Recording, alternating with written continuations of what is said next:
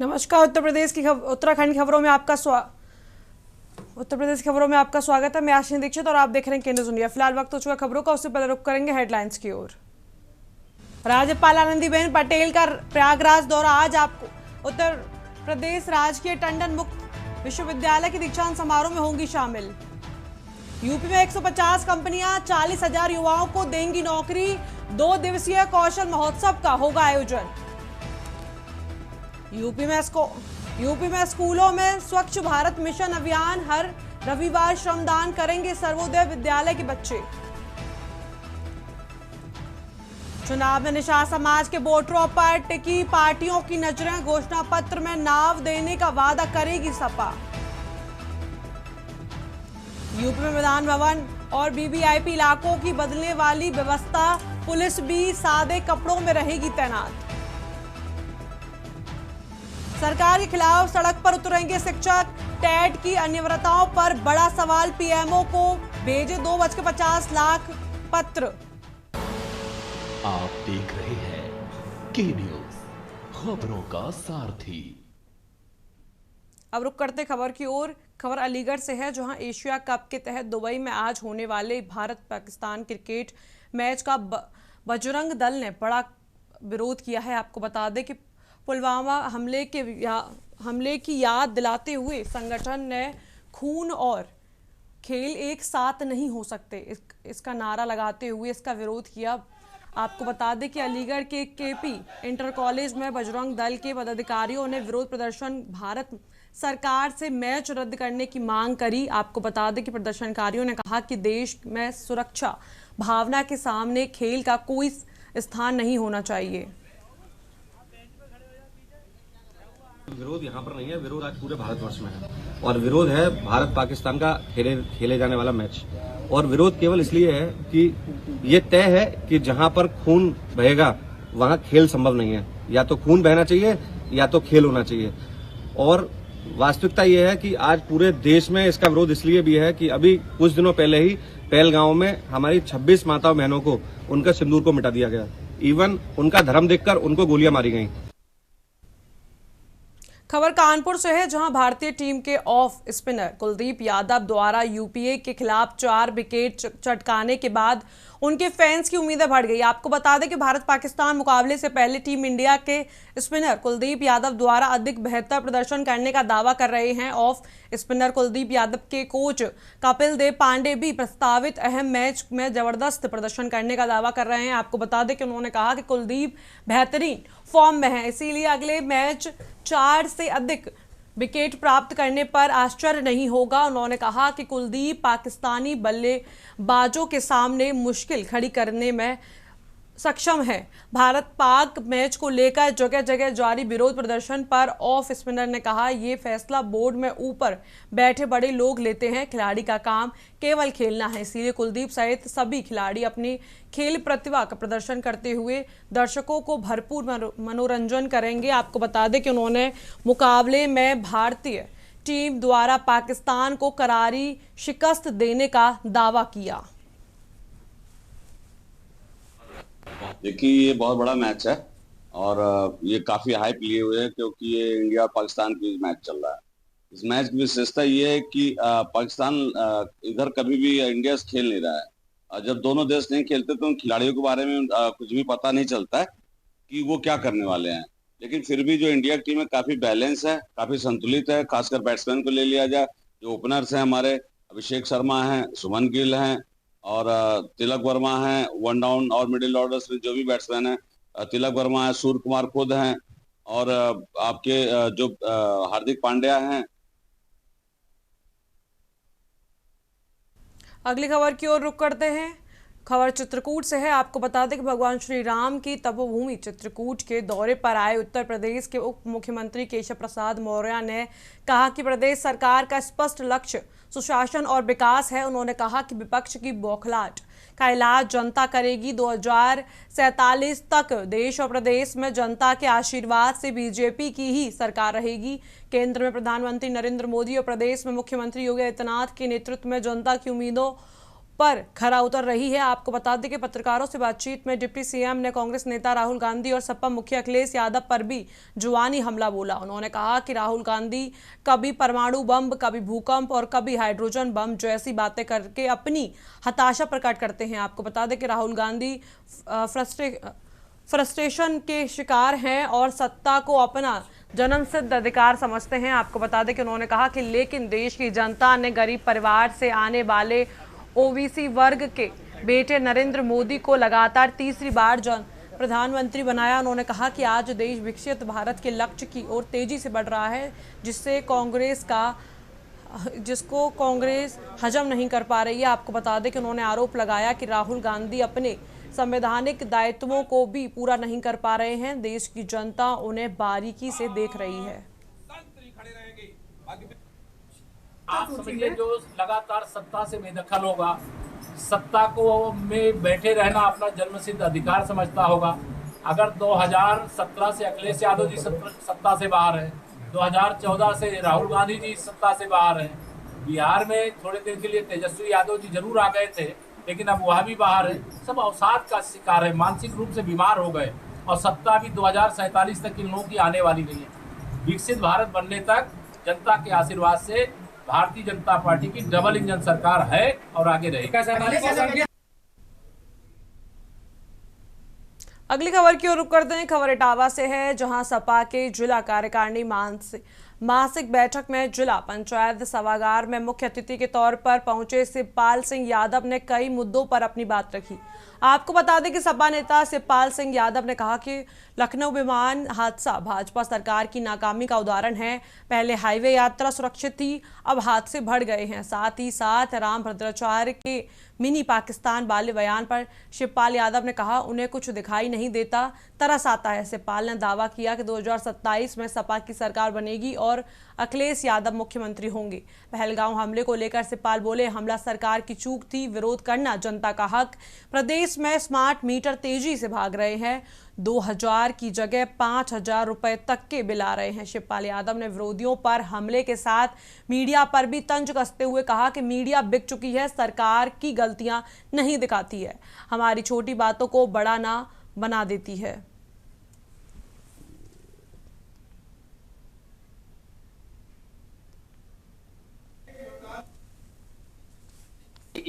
न किसानों को न दे पाएगी। दो बोरी के लिए सुबह से शाम तक लाइन लगाना पड़ रही है। अच्छा, हम लोगों के समय में ये बोरी थी 50 किलो, फिर वही 45 की, अब है 40। और पैसा बढ़े, कितने बढ़े, यूरिया पे कितने बढ़े। यूरिया हम लोगों के जमाने में आती थी शायद 200 कुछ, अब कितने की है। खबर मैनपुरी से है, जहां कुरावली में एक निजी कार्यक्रम में पहुंचे अपनी जनता पार्टी के राष्ट्रीय अध्यक्ष स्वामी प्रसाद मौर्य ने मनुस्मृति को लेकर तीखी प्रतिक्रिया दी। उन्होंने कहा कि मनुस्मृति कभी भारत का संविधान नहीं थी और ना ही हो सकती है। ये केवल ब्राह्मणों का ग्रंथ है जिसे शूद्रों को गुलामी के योग्य बताया गया है। टीआईटी परीक्षा को लेकर सुप्रीम कोर्ट के फैसले पर भी उन्होंने नाराजगी जताई और कहा कि ये शिक्षकों के साथ अन्याय है, जिसकी जिम्मेदारी उत्तर प्रदेश सरकार की है। उन्होंने शिक्षकों को सलाह दी कि वे उच्च अदालत का दरवाजा खटखटाएं। दिशा पटानी के घर के बाहर हुई फायरिंग पर मौर्य ने कहा कि उत्तर प्रदेश में कानून व्यवस्था पूरी तरह से ध्वस्त हो चुकी है। उन्होंने भाजपा सरकार को कुंडली माफिया और अपराधियों को सरकार बताते हुए कहा कि दलित, पिछड़े और आदिवासी समाजों के लोगों पर अत्याचार कर रही है।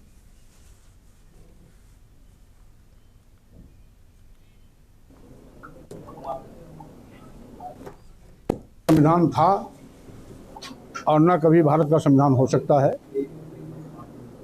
भारत का संविधान केवल भारतीय संविधान है, जिसको बाबा साहब डॉक्टर भीमराव अंबेडकर ने तैयार किया था। और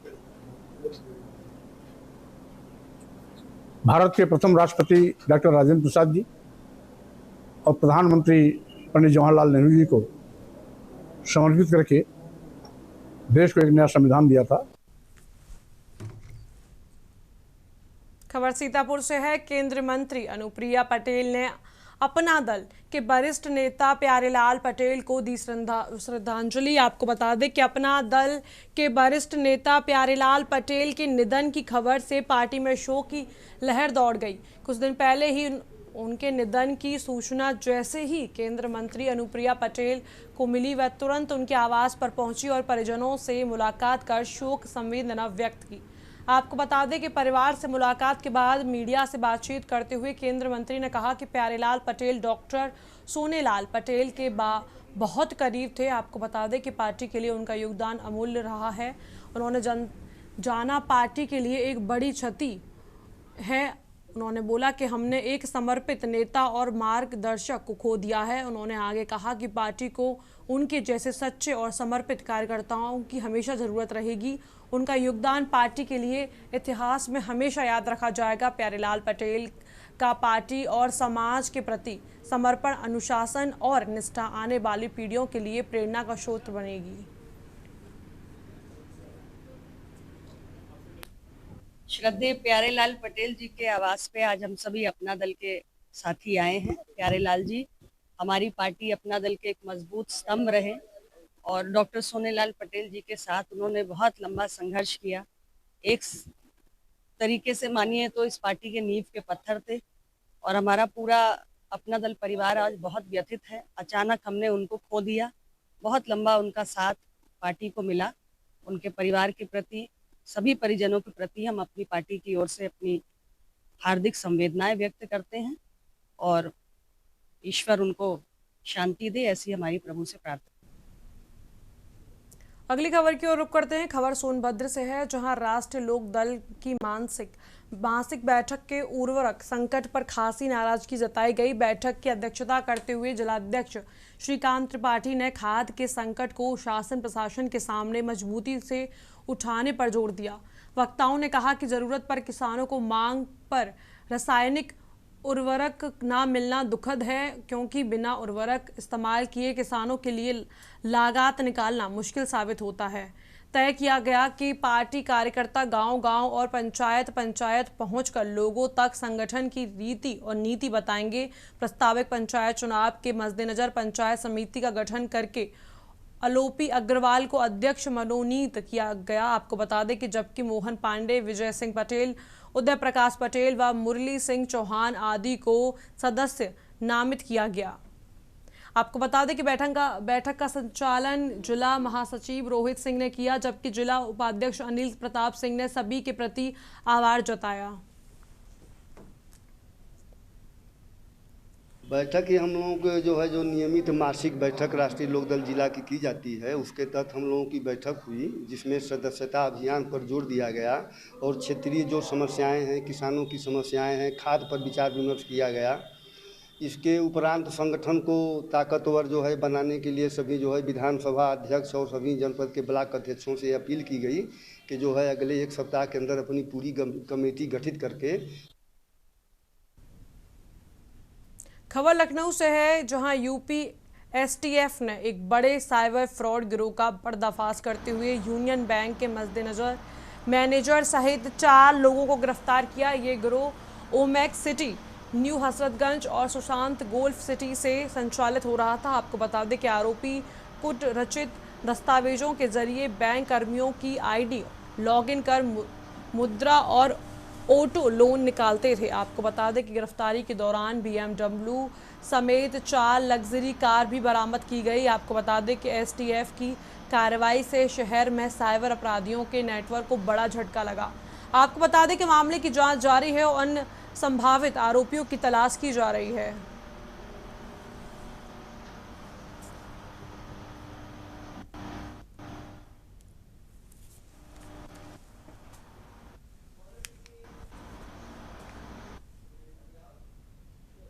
सिद्धार्थनगर के डुमरियागंज तहसील क्षेत्र में बीते दिनों में उड़ते ड्रोन और चोरी की घटनाओं को लेकर अफवाहों का बाजार गर्म था। लोगों में डर और भ्रम की स्थिति को देखते हुए उप जिलाधिकारी राजेश कुमार ने प्रेस कॉन्फ्रेंस कर स्थिति की स्पष्ट की। आपको बता दें कि उन्होंने कहा कि अफवाहों को पूरी तरीके से ये निराधार हैं और पुलिस लगातार रात्रि गश्त कर रही है। जिलाधिकारी के निर्देश पर क्षेत्र में संचालित सभी ड्रोन का पंजीकरण अनिवार्य कर दिया गया है। चोरी की शिकायतों में अधिकांश सूचनाएं भ्रामक पाई गई हैं, लेकिन पुलिस हर मामले की गंभीरता से जांच कर रही है और आवश्यकता अनुसार मुकदमा भी दर्ज किया जा रहा है। प्रशासन ने लोगों से अपील की कि वे कानून को हाथ में न लें और किसी भी संदिग्ध गतिविधि की तुरंत सूचना पुलिस को दें।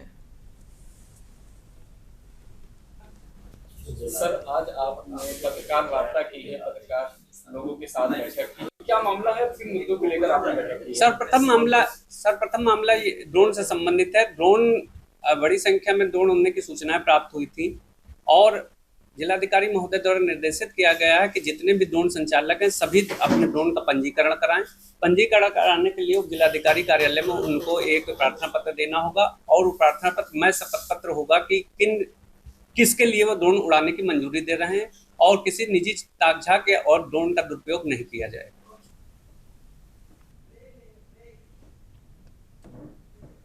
फिलहाल वक्त हो चुका है एक छोटे से ब्रेक का, जल्द मिलते हैं ब्रेक के बाद। आप देख रहे हैं के न्यूज, खबरों का सारथी। ब्रेक के बाद आप सभी का स्वागत है। रुक करते हैं खबर की ओर। खबर हरदोई से है, जहां बरखनी ब्लॉक के रमापुर गांव के कोटेदार रुक्मणी पत्नी राम बाबू पर ग्रामीणों द्वारा ग्रामीण आरोप मढ़ रहे हैं। आपको बता दें, गांव निवासी अनुज सिंह ने आरोप लगाया कि काटेदार द्वारा कार्ड में दर्ज सभी यूनिट के राशन में कटौती कर रहे हैं। कोटे में जारी घटतौली का वीडियो भी सोशल मीडिया पर वायरल हो रहा है। आपको बता दें कि वायरल वीडियो लगातार चर्चा का विषय बना हुआ है।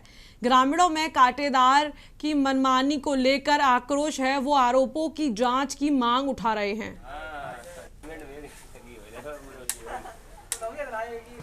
कोटेदार रुक्मणी देवी, जब मैं राशन लेने गया तो हमें धमकाया, 4 किलो हमने अंगूठा लगाया तो हमें 4-4.5 किलो राशन दे रहे हैं। जब मैंने कहा तो हमें धमकाया, जो भी तुम्हें करना है वो कर लो। अपने वीडियो बनाया, उसके बाद में 4-5 लोग वो घर से आ गए, उन्होंने धमकाया हमें राशन नहीं देंगे। जब हमने कहा, हमने वीडियो बनाया तो वो बोल रहे थे जो भी करना है वो कर लेना, हम राशन नहीं देंगे।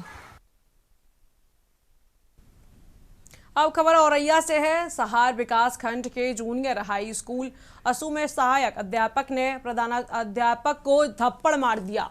आपको बता दें कि थप्पड़ मारने के बाद दोनों के बीच हाथापाई हुई। विवाद स्कूल खोलने और बंद करने को लेकर बताया जा रहा है। आपको बता दें कि घटना का वीडियो सोशल मीडिया पर वायरल हो गया है। प्रशासन की ओर से अभी तक कोई प्रतिक्रिया सामने नहीं आई। मामला चर्चा का विषय बन गया है। आपको बता दें कि वीडियो वायरल होते ही जनपद में शिक्षा व्यवस्था पर गंभीर सवाल उठ रहे हैं।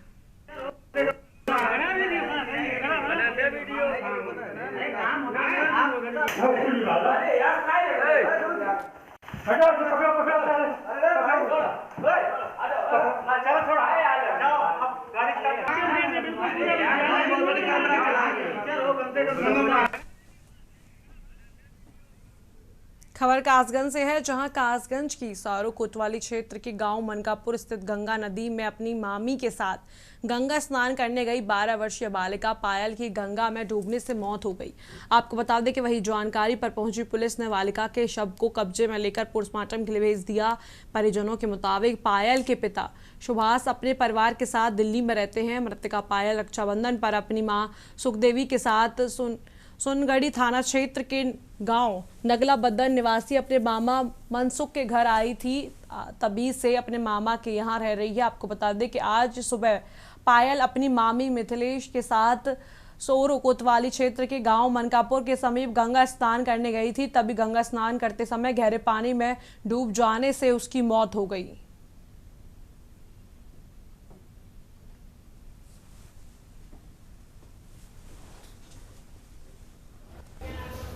मैं स्कूल, एक हमारे गांव का लड़का है सुंदर नाम का और एक शोभित नाम का, ये मुझे आते आते स्कूल छेड़खानी कराएं। 2-3 महीने हो गए, मुझे बहुत परेशान कर रहे हैं। हमने कानून कार्रवाई भी करवाई तो कोई कार्रवाई ना कर रहे। और हम बहुत गरीब आदमी हैं और स्कूल को जाऊँ तो लड़के पीछे लगा रखे हैं मेरे। इन्होंने मारने के टाइम मुझे तेरे दिए थाने में,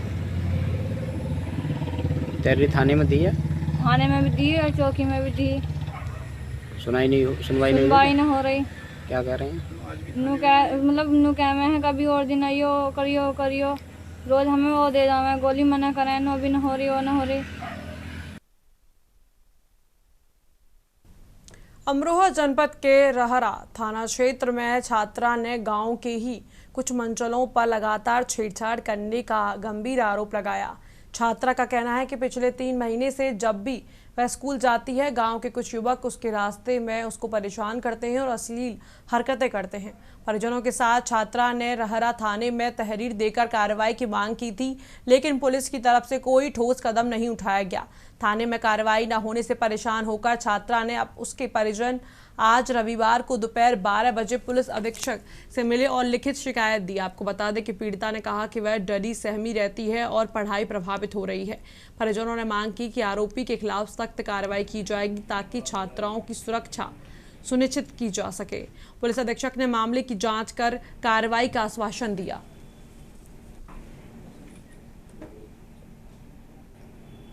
देखिए, शराब तस्करी के विरुद्ध लगातार चंदौली पुलिस का अभियान जारी है, जिसमें पूर्व में भी लगातार शराब बरामद की जा रही है और इसी क्रम में इनपुट्स थे हमारे पास।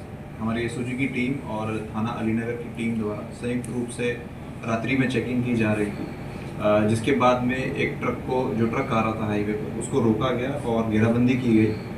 उसको जब रोका गया तो वहाँ उसमें 2 व्यक्ति थे। उसमें एक व्यक्ति का नाम है गुरदीप सिंह और गुरपाल सिंह, एक हरियाणा के हैं, पंजाब के दूसरे। 40 बुलेटिन में इतना ही। आप देखते रहिए के न्यूज़ इंडिया।